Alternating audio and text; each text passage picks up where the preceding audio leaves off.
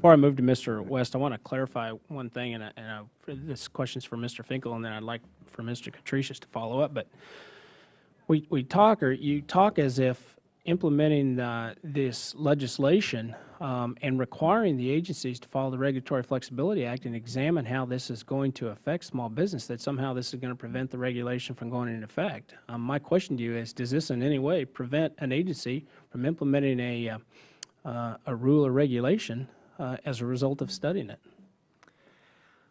Well, again, I think, with all due respect, I think a lot of this is a solution in search of a problem. I don't see the thumbing of the nose at the Reg Flex Act the way other people do, but that's just a matter of interpretation. Again, as an analyst, I can't sit here and say that I don't silently applaud the idea of looking more carefully at some of these, I don't want to say nuanced, but effects that will otherwise be given short shrift. But the idea of judicial review of some of these things, the Chief Counsel for Advocacy picking the panelists and writing the SBREFA report.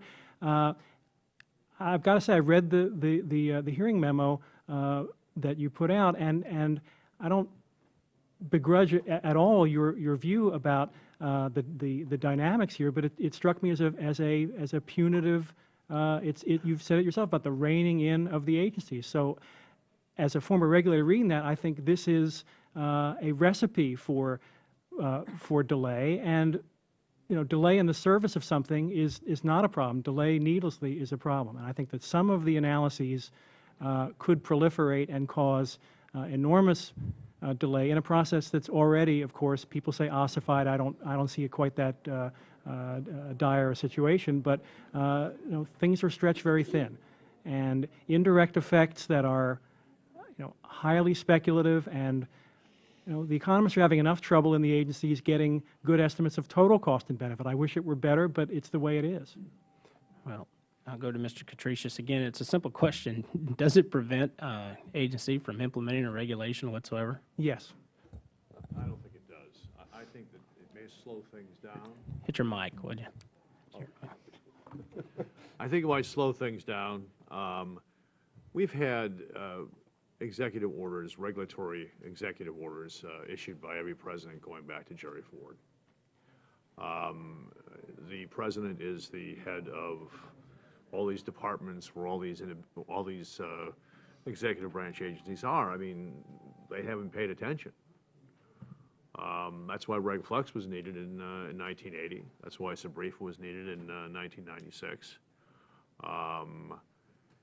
I think small businesses, want some certainty out there. And certainty doesn't necessarily come at the hand of a new regulatory regime. Sometimes the not regulating is more scary than the regulating. I can give a couple examples of that. For the longest time, EPA was considering regulating milk spillage in dairies as something that would be covered under an oil spill, because there's a small percentage of animal fat in milk. Yep. And it wasn't until some serious prodding by both authorizers and the appropriators that now, a few weeks ago, EPA has finally said, well, we're not going to do that.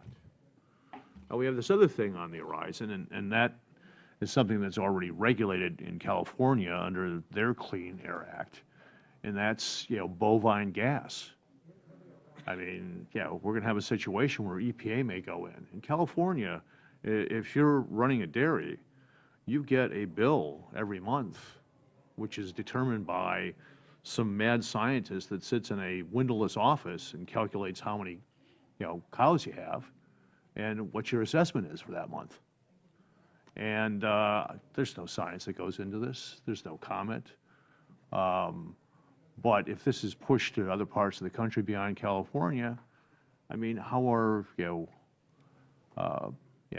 dairy folks supposed to deal with that uncertainty?